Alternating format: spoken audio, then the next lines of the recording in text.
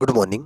एक बात बताइए, जैसे आप बचपन में डरते थे सुई से, इंजेक्शन से आप डरते थे ना? याद होगा, हर बच्चा डरता है इंजेक्शन से।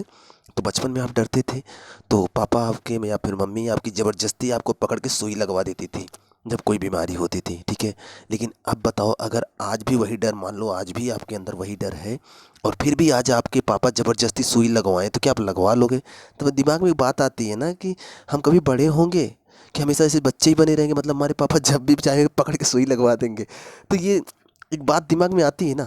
अब दरअसल इसकी बात की चर्चा मैं क्यों कर रहा हूँ, आज हम पढ़ेंगे अनुच्छेद 21 के तहत। दरअसल अभी क्या हुआ, केंद्र सरकार जब ज़बरदस्ती वैक्सीनेशन करने शुरू कर दी, ज़बरदस्ती वैक्सीनेशन नहीं कर रही थी। दरअसल जब केंद्र सरकार ने वैक्सीन अलाउ करवाया तो एक बात बोल दी, हालांकि केंद्र सरकार आजकल बड़े गुंडई में बोलती है, आप सुने होंगे। वो बोलती है कि वो बोली कि हम 100% वैक्सीनेशन करवाएंगे, मतलब कि भारत में पूरी तरह से टीकाकरण करवाएंगे। अब एक बात ध्यान सुनिएगा, जब कोरोना की वैक्सीन शुरू शुरू में आई थी कोई लगवा नहीं रहा था, याद होगा आपको, आप भी नहीं गए होंगे लगवाने, क्योंकि डर था लोगों को कि कहीं वैक्सीन वैक्सीन ही ना रिएक्शन कर जाए और जान ले ले हमारी, इसलिए कोई लगवाने नहीं जा रहा था। ऐसे में केंद्र सरकार ने कहा कि हम वैक्सीन को ज़बरदस्ती, मतलब हम लगवाएंगे सबको। अब इसमें लोग खिलाफ आ गए, हमारा कि हमारी इच्छा है, हम न लगवाएं या ना लगवाएं, आप ज़बरदस्ती कैसे लगा सकते हो हमें वैक्सीन? तो आप देखो, कई पार्टी के लोग विरोध करने लगे, कई पार्टी के लोगों ने कहा हम वैक्सीन लगवाएंगे ही नहीं। बहुत सारे लोगों ने कहा हम नहीं लगवाएंगे वैक्सीन। आप भी बहुत लोग हो गए, तो इसमें बहुत लोग नहीं गए होंगे शुरू में वैक्सीन लगवाने, हालांकि बाद में जो लाइन लगी कि 10 10 दिन आप लंबी लंबी लाइनें लगाए रह गए वैक्सीन लगवाने के लिए। तो शुरू में लोगों ने मना कर दिया कि हम वैक्सीन नहीं लगाएंगे, और जब सरकार ने कहा कि नहीं हम 100% वैक्सीनेशन करवाएंगे, तो लोग इसके खिलाफ कोर्ट में केस कर दिए कि आप ज़बरदस्ती क्यों वैक्सीन लगवा रहे हो, हमारी इच्छा है, मन करेगा लगवाएंगे, नहीं लगवाएंगे। तो जब कोर्ट में गए ना, तो कोर्ट इस पे विचार करने लगा कि ये क्या बात आ गई, सरकार लगाने जा रही है, लोग मना कर रहे हैं। तो ये जब बहस छिड़ी ना, तब उसमें जिक्र हुआ अनुच्छेद 21 का। तो आज हम पढ़ेंगे अनुच्छेद 21। चलिए देखते हैं। जरा इस कोटेशन को ध्यान से पढ़िए। सुप्रीम कोर्ट ने सोमवार को एक टिप्पणी में कोर्ट ने कहा कि किसी भी इंसान को वैक्सीन लगवाने के लिए बाध्य नहीं किया जा सकता। सुप्रीम कोर्ट के justice L Nageswara Rai, justice B R Gavai की बेंच ने सुनवाई करते हुए कहा, मतलब इन्होंने ये कहा, क्या निर्णय दिया, जब सरकार ने कहा कि हम वैक्सीन लगवाएंगे, 100% वैक्सीनेशन करेंगे, तो लोगों को डर हुआ कि सरकार जबरदस्ती ना पकड़ पकड़ के वैक्सीन लगाने लगे, हमारी इच्छा नहीं है, नहीं लगवाएंगे, अभी बाद में लगवाएंगे। तो ये डर था, तो लोगों ने कोर्ट में केस कर दिया। सरकार ऐसे ज़बरदस्ती नहीं कर सकती किसी के साथ, वो सेवा करने के लिए आई है, ज़बरदस्ती करने के लिए नहीं आई है। अब बताओ, आपके पापा, अब जैसे आप इतने बड़े हो गए, 18 साल 20 साल के हो गए हो, आपके पापा पकड़ के ले जाए ज़बरदस्ती, आपको सुई लगवाएं, अच्छा लगेगा? पापा के खिलाफ विद्रोह नहीं कर दोगे आप? तो वैसे ही सरकार के लिए आप लोग कोर्ट पहुंचे कि ये क्या ज़बरदस्ती का वैक्सीन लगवाने की प्रक्रिया शुरू कर दी है, हम नहीं लगवाएंगे। जब कोर्ट में गए तो कोर्ट ने इस बात को ध्यान से समझा, तो उन्होंने कहा कि यहाँ पर जो लिखा गया वही, कि किसी भी इंसान को वैक्सीन लगवाने के लिए आप बाध्य नहीं कर सकते। सुप्रीम कोर्ट में 2 न्यायाधीशों की बेंच ने यह जवाब दिया, और इसे कहाँ रखा, अनुच्छेद 21 में। और देखिए इसकी वजह क्या बताया, आर्टिकल 21 को बताया गया। तो हम आज आर्टिकल 21 को थोड़ा डिटेल में पढ़ेंगे, क्या क्या कर सकते हैं हम। बताएं आपको क्या है इसमें, बड़ी अच्छी अच्छी कहानियां हैं इसमें, ध्यान से सुनेंगे ना, बड़ा मजा आएगा, और आप सीख भी जाओगे बहुत सारी चीज़ें कि आर्टिकल 21 में क्या छुपा पड़ा है। देखो, आर्टिकल 21, अनुच्छेद 21, जब हमारे देश में आपातकाल लगता है ना, तब भी ये निलंबित नहीं होता। मतलब आर्टिकल 21 आपको मिला ऐसा मूल अधिकार है जो किसी भी सिचुएशन में आपसे छीना नहीं जा सकता, मतलब हमेशा आपके साथ रहेगा, ठीक है क्या इसमें? इसमें है जीवन जीने का अधिकार। आर्टिकल 21 में, अनुच्छेद 21 में क्या है, जीवन जीने का अधिकार। संवैधानिक भाषा में क्या लिखा गया है, चलो संवैधानिक भाषा में क्या लिखा है, भारतीय संविधान का अनुच्छेद 21 प्राण एवं दैहिक स्वतंत्रता का संरक्षण देता है। अनुच्छेद 21 प्राण एवं दैहिक स्वतंत्रता का संरक्षण देता है। तो ये थोड़ा सा संवैधानिक भाषा में था, मैंने उसको सरल भाषा में लिखा, और उसी को हम आपको सरल भाषा में समझाएंगे भी, ताकि आप कभी भी कोई आपसे इस पर डिस्कस भी कर ले तो आप उसको इतना जवाब दे दो कि लगे कि आप ही प्रधानमंत्री हो, ठीक है? चलिए शुरू करते हैं। अब आर्टिकल 21 शुरू करते हैं। आर्टिकल 21 में शुरू में बताया गया कि जीवन जीने के अधिकार से संबंधित, मतलब आपका जीवन है, आप जी सकते हो, ये आपका मूल अधिकार है, कोई आपका जीवन छीन नहीं सकता, ठीक है, विधि द्वारा स्थापित प्रक्रिया के विरुद्ध जाकर। मतलब जीवन छीने जा सकते हैं, लेकिन ऐसा नहीं कोई किसी का जीवन छीन ले, मतलब अगर एकदम से रोक दे जीवन नहीं छीना जा सकता, तो लोगों को फांसी कैसे दी जाएगी ना? विधि द्वारा स्थापित प्रक्रिया के तहत निर्णय लेकर किसी को फांसी पे लटकाया जा सकता है। जैसे कोई गंभीर अपराध किया है, बहुत ऐसा अपराध किया जो क्षमा योग्य नहीं है, तो फांसी की सज़ा हो जाती है ना। अब कोई बोले कि नहीं जीवन जीने का अधिकार है, मुझे फांसी पे नहीं लटकाया जा सकता, तो नहीं कर सकते ना, उसको तो फांसी पे लटकाया ही जाएगा, ठीक है?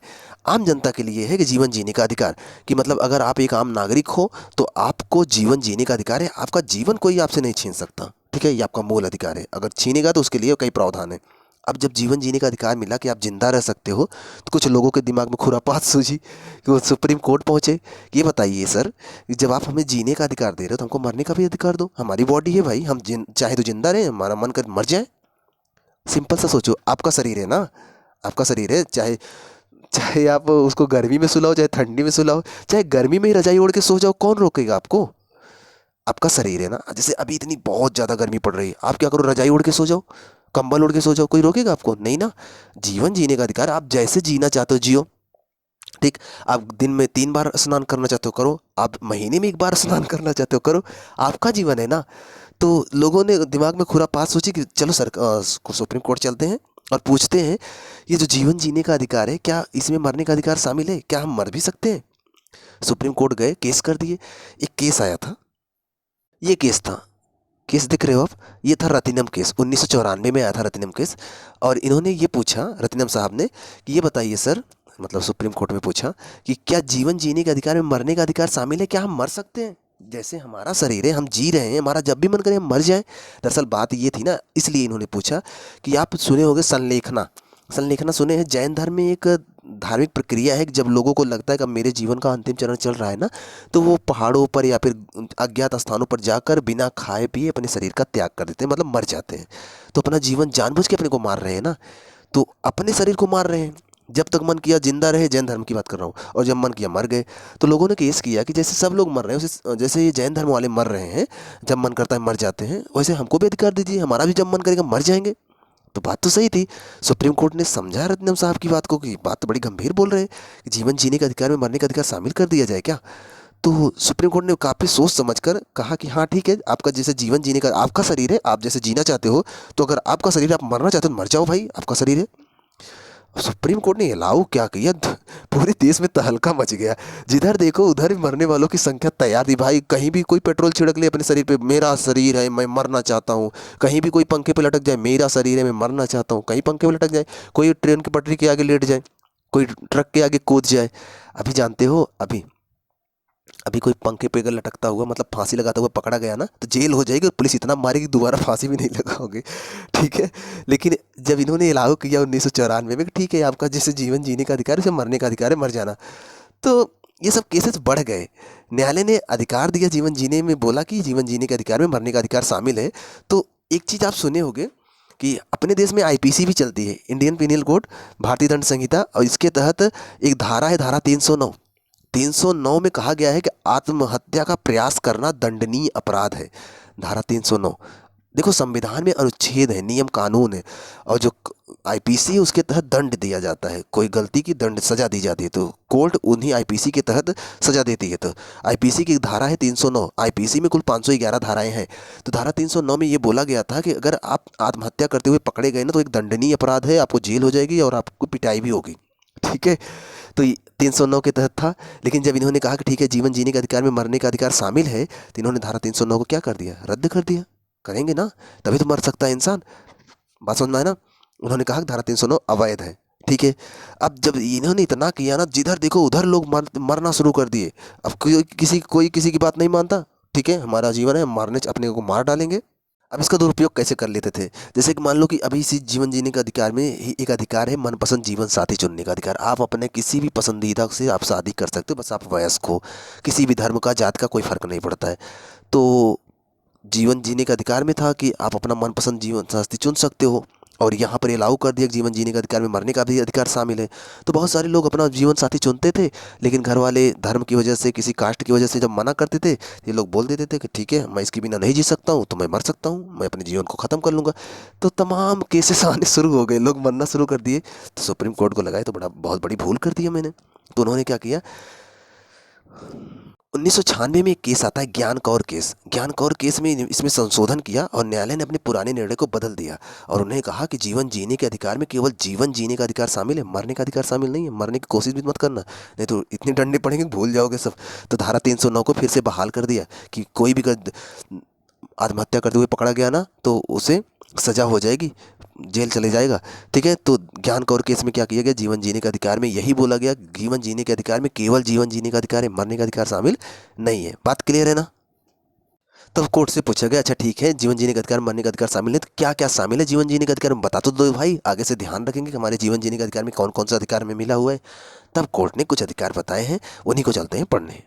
और एक बात ध्यान रखना, जीवन जीने के अधिकार में ही शामिल किया गया है कि आपको ज़बरदस्ती कोई वैक्सीन नहीं लगाई जा सकती। आप जब लगाना आना चाहो तो लगवा लेना, लेकिन लगवा लो भाई, संक्रमण फैलाने से क्या मतलब है। तो जीवन जीने का अधिकार में इसे रखा गया था। इसी कोर्ट ने कहा था अनुच्छेद 21 के तहत उनकी इच्छा है व्यक्तियों की कि वो चाहे तो वैक्सीन लगवाएं या न लगवाएं। कोर्ट ने बताया कि जीवन जीने के अधिकार में पासपोर्ट रखने का अधिकार भी शामिल है। दरअसल बात ये है ना, मेनका गांधी का नाम सुने होंगे। मेनका गांधी वरुण गांधी की मम्मी, इंदिरा गांधी की बहू, ठीक है, संजय गांधी की पत्नी मेनका गांधी। किसी दिन आपको इनकी कहानी बताएंगे, बड़ी अच्छी कहानी है, बड़ी रोचक कहानी है। तो दरअसल इनका ना पासपोर्ट रख लिया था, ये विदेश जा रही थी, 1978 के आसपास की बात है, और इनका पासपोर्ट सरकार ने जब्त कर लिया था। तो इन्होंने कोर्ट में केस किया कि क्या मैं विदेश भी नहीं जा सकती, किसी देश में जा नहीं सकती, मेरा बिजनेस चल रहा है, मैं आ जा नहीं सकती। तो कोर्ट को लगा बात तो सही है, इसे ज़बरदस्ती किसी का पासपोर्ट क्यों जब्त कर लिया जा रहा है बिना किसी कारण के। तो उन्होंने कहा कि कोर्ट ने आदेश दिया कि जीवन जीने का अधिकार में पासपोर्ट रखने का अधिकार भी शामिल है। बात क्लियर है। अब पासपोर्ट रखने का अधिकार शामिल है तो सिंपल सी बात, विदेश जाने के अधिकार भी जीवन जीने के अधिकार में। अब जैसे आपका व्यापार कोई विदेश से आने जाने का, विदेश में व्यापार कर रहे हो, जैसे आप देश के अंदर व्यापार करते हो विदेश में भी व्यापार करोगे, विदेश में व्यापार करोगे तो विदेश से आना जाना तो आपको लगा रहेगा, क्योंकि आप सरकार को टैक्स दोगे तो कोई प्रॉब्लम तो है नहीं। लेकिन अगर आप कोई आपका पासपोर्ट जब्त कर ले, कोई आपको विदेश जाने से रोक दे, तो ये आपके जीवन जीने के अधिकार में ही आ जाएगा ना, कि आपकी रोजी रोटी रोक रहा है। और जब आपकी रोजी रोटी रोक रहा है तो सिंपल सी बात है, आप भूखे मरने लगोगे, तो आपके जीवन जीने का अधिकार को छीना जा रहा है एक प्रकार से ना। तो ये बोला गया कि आप जीवन जीने का अधिकार में विदेश यात्रा का अधिकार भी शामिल है, ठीक है। तीसरा था स्वच्छ पर्यावरण का अधिकार। एक स्वच्छ पर्यावरण तो मिलना चाहिए ना आपको, ताकि आप खुल के सांस ले सको, लोगों से बात कर सको, स्वस्थ रह सको, बीमार ना हो। तो एक स्वच्छ पर्यावरण का अधिकार भी आपके जीवन जीने के अधिकार में शामिल है। इसलिए पेड़ पौधे लगाएं। कोई आपके बगल में कूड़ा कचरा कर रहा है, ज़बरदस्ती धुआं सुलगा रहा है जिससे कि आपको खांसी आ रही, मतलब बीमारियां फैल रही है, आप कोर्ट में पहुंच जाओ, कोर्ट उन सबको साफ करवाएगी, उन सबको सचेत करवाएगी, ठीक है। तो स्वच्छ पर्यावरण का अधिकार आपका मूल अधिकार है, जीवन जीने के अधिकार में इसको शामिल किया गया है। कोर्ट से और पूछा गया और क्या है, तो उन्होंने बताया मनमाने हथकड़ी न लगाने का अधिकार। मतलब मनमाने जब भी मन करो किसी को हथकड़ी नहीं लगा सकते, जब तक बहुत कोई मतलब सख्त, मतलब कोई एकदम से पता न चल जाए कि हाँ आप दोषी हो, तब तक आप ऐसे ज़बरदस्ती किसी को हथकड़ी लगा के बाजार नहीं घूम सकते। दरअसल जीवन जीने का अधिकार का मतलब केवल जीवन जीना नहीं होता, गरिमापूर्ण जीवन जीना, इज्जतपूर्वक जीवन जीना होता है। और कोई ज़बरदस्ती आपको छोटी सी गलती पर हथकड़ी लगाकर खुलेआम बाजार घुमाए, तो आपका गरिमापूर्ण जीवन को तो दोष धब्बा लग जाएगा ना, लोग आपको गलत नज़र से देखने लेंगे। जबकि सज़ा कोई गलती कोई बहुत बड़ी नहीं थी, फिर भी मान लो आपने किसी को किसी थोड़ी सी झगड़ा हुआ, आप एक थप्पड़ मार दिए, पुलिस ने क्या किया, ज़बरदस्ती आपको हथकड़ी लगाकर थाने तक घसीटते हुए ले गई, तो ये तो गलत है ना। तो मनमानी हथकड़ी न लगाने का अधिकार भी आपको जीवन जीने के अधिकार में दिया गया है। कोई ज़बरदस्ती हथकड़ी नहीं लगा सकता। अगर हथकड़ी लगा रहे तो उसको पहले बताना पड़ेगा आपको क्यों हथकड़ी लगाया जा रहा है, जुर्म बताना पड़ेगा, वकील आपको देना पड़ेगा, तब जाकर आप ऐसा कर सकते हो। रोजी रोटी कमाने का अधिकार, आप कहीं भी जाकर रोजी रोटी कमा सकते हो, आपका मूल अधिकार है। और आपके जीवन जीने का अधिकार में सिंपल सी बात है, अगर आप रोजी रोटी नहीं कमाओगे जिंदा कैसे रहोगे। तो जीवन जीने का अधिकार में रोजी रोटी कैसे कमाने का अधिकार तो शामिल करना ही पड़ेगा, ठीक है। और क्या था, निःशुल्क कानूनी सहायता पाने का अधिकार। मतलब कि आपका मूल अधिकार है कि आप सरकार से बोलो कि मुझे निःशुल्क कानूनी सहायता उपलब्ध कराइए, मेरे पास इतने पैसे नहीं कि मैं अपनी सहायता कर सकूं, ठीक है। तो आपका मूल अधिकार है, आप सरकार से गुहार लगा सकते हो, न्यायालय इसकी सुनवाई करेगा। अगला देख लो, निद्रा का अधिकार। निद्रा का अधिकार बाबा रामदेव की वजह से आ गया। बाबा रामदेव दिल्ली के रामलीला मैदान में धरना दे रहे थे, थोड़ी सी कहानी इनकी जान लीजिए। दिल्ली के रामलीला मैदान में धरना दे रहे थे, और रात धरना समझते हो ना, अनशन पे बैठते हैं लोग, दिन रात वहीं अनशन किए पड़े थे। सरकार कई बार समझाई भाई रामलीला मैदान खाली करो, अब आ रहा है दशहरा, आ रहा है, रामलीला खेलेंगे, खाली करो मैदान। लेकिन रामदेव तो वहाँ बैठे एकदम डेरा तंबू लगा के बैठ गए, नहीं हमारी बात मानो, भ्रष्टाचार के खिलाफ बैठे थे शायद, तो हमारी बात मानो तभी हम हटेंगे। तो एक दिन रात में सो रहे थे बाबा रामदेव, पुलिस अचानक से पहुंची और डंडे से पिटाई करना शुरू की, लोग भगे उठ उठ के। और कहा जाता है कि बाबा रामदेव छुपे थे, और लास्ट में जब भगे तो किसी महिला की वही साड़ी रखी थी, वही साड़ी ओढ़ के भगे थे। तो बाबा रामदेव जब रात में पीटे थे, तो वही उस समय एक केस उठाए, कोर्ट पहुंचे कि क्या आदमी खुल आराम से सो भी नहीं सकता है। अब ऐसे अचानक से किसी को सोते हुए मार दोगे, कच्ची नींद में जगा दोगे, स्वास्थ्य को हानि पहुंचता है ना। कोर्ट ने इस बात पे विचार किया, तो कोर्ट ने आज्ञा दिया कि आप जो निद्रा का अधिकार होता है, उनका जीवन जीने का अधिकार, एक अच्छी नींद एक स्वस्थ शरीर के लिए ज़रूरी है, इसलिए निद्रा का अधिकार जीवन जीने के अधिकार में है। 6 से 7 घंटा आप सो सकते हो, आपको मना नहीं किया जाएगा। तो और ये भी उसी समय आदेश आया था कि रात में 12 से 3 आदमी 12 से 3 के बीच में गहरी निद्रा में होता, तो इस टाइम आप ना जगाया करो लोगों को। जैसे ट्रेन में टिकट चेक करते थे ना, तो बोला गया कि रात में आप 12 से 3 के बीच में मत जगाया करो, उसमें लोग गहरी नींद में होते। तो टीटी भी उस समय नहीं चेक करते थे 12 से 3 में। तो कई लोग ऐसे 12 से 3 के बीच में बिना टिकट यात्रा कर लेते थे। अभी तो चेकिंग शुरू हो गई है। तो ये निद्रा का अधिकार बाबा रामदेव की वजह से आया था। हालांकि योगा वाले व्यक्ति थे तो इस बात को लेकर उठाए तो सरकार समझ गई। अगला था निजता का अधिकार। निजता का अधिकार मतलब ये भी जीवन जीने के अधिकार में शामिल है। जैसे निजता का अधिकार ये होता है कि हर आदमी की कुछ निजी बातें होती हैं, निजी चीज़ें होती हैं, जो कोई अगल बगल का पड़ोसी अगर जान गया और उसे सरेआम बेच रहा है, मतलब लोगों को बता रहा है, अरे ये तो चोर है, इसको मैं जानता हूँ, ये तो यहाँ चोरी कर रहा था, ये कर रहा। आपकी निजी जानकारी कोई सार्वजनिक नहीं कर सकता, ठीक है। आपकी कोई पर्सनल चीज़ें कोई ऐसे फालतू में सार्वजनिक नहीं कर सकता, वो आपका निजता का अधिकार है। होता है ना, कुछ लोगों की कुछ पर्सनल चीज़ें आप खुलेआम सार्वजनिक कर दो तो वो लगता है कि इससे अच्छा मर ही जाऊँ मैं, इतनी बेइज्जती सहने से अच्छा है। तो आप किसी की पर्सनल बातें ऐसे सार्वजनिक नहीं कर सकते, ये आपका निजता का अधिकार है। आप सुने होंगे कि अभी जब वो एनआरसी का मुद्दा चल रहा था, बड़ी तोड़ फोड़ हुई थी ना, तो योगी सरकार ने उन लोगों की होर्डिंग जगह जगह चपकवा दी थी कि जो लोग तोड़फोड़ में शामिल थे। तो कोर्ट ने इस बात को संज्ञान में लेते हुए योगी सरकार को आदेश दिया कि आप किसी की पर्सनल जानकारी को ऐसे खुलेआम चौराहे पे नहीं टांग सकते, होर्डिंग को हटवाओ, ठीक है। तो निजता का अधिकार के अंतर्गत जीवन जीने का अधिकार को निजता के अधिकार के अंतर्गत शामिल किया गया, ध्यान रखना। और लास्ट में एक है मनपसंद जीवन साथी चुनने का अधिकार, जो कि मैंने आपको बताया था अभी थोड़ी देर पहले। आप अपनी इच्छा अनुसार किसी से भी शादी कर सकते हो, ध्यान रखना। किसी से करने का मतलब वयस्क होना चाहिए, ठीक है। तो किसी वयस्क इंसान से तो शादी आप कर सकते हो, किसी वयस्क इंसान से, आपके जीवन जीने के अधिकार में शामिल है। और इसी का फ़ायदा उठाए थे जब दे दिया गया कि जीवन जीने के अधिकार में मरने का अधिकार शामिल है। तो जब किसी की शादी अपने मनपसंद लड़के या लड़की से नहीं होता था, तो वो उनको यही दिखता था कि रत्नम केस बेस्ट है, चलो ये उपयोग करते हैं 1994 का रत्नम केस और लटका देते हैं अपने आप को कि मैं नहीं जी पाऊँगा। वो मूवियाँ उस टाइम बहुत बनती थी ना, 90 की दशक की मूवियाँ देखोगे ना, वो लड़की चिल्लाती थी, नहीं पिताजी मैं इसके बिना नहीं जी पाऊंगी। पिताजी हाथ पकड़ के घसीटते हुए ले जाके दरवाजे खोल के कमरे में बंद करके ऊपर आगे से दरवाज़ा बंद कर देते थे। तो ये रत्नम केस का ही कुछ मामला था कि लोग मर जाते थे क्योंकि अधिकार मिल गया था, ठीक है। तो कुछ चीज़ें समझ में आई होगी। तो ये वैक्सीन से संबंधित था कि वैक्सीन आपको ज़बरदस्ती नहीं लगवा सकते, वो आपके आ जाएगा जीवन जीने के अधिकार में, तो याद रखिएगा। हालांकि ये केस और भी बड़ा है क्योंकि जीवन जीने के अधिकार में क्या जीवन जीने ही मतलब मरने का अधिकार नहीं मिलेगा, तो मिलेगा। दया मृत्यु का केस है, मिलेगा, किसी वीडियो में बताएंगे दया मृत्यु कैसे दी जा सकती है, ठीक है। इस वीडियो में इतना ही, वीडियो काफ़ी लंबा हो जाता है, बोरिंग सा लगने लगता है। आशा करते हैं कि आपको कुछ समझ में जरूर आया होगा। चैनल पे पहली बार है जरूर सब्सक्राइब कर लीजिएगा, वीडियो कैसा लगा ये भी बताया करें और शेयर भी कर दिया करो मेरे भाई। चलिए मिलते हैं नेक्स्ट वीडियो पे, तब तक आप पढ़ते रहें, खुश रहें।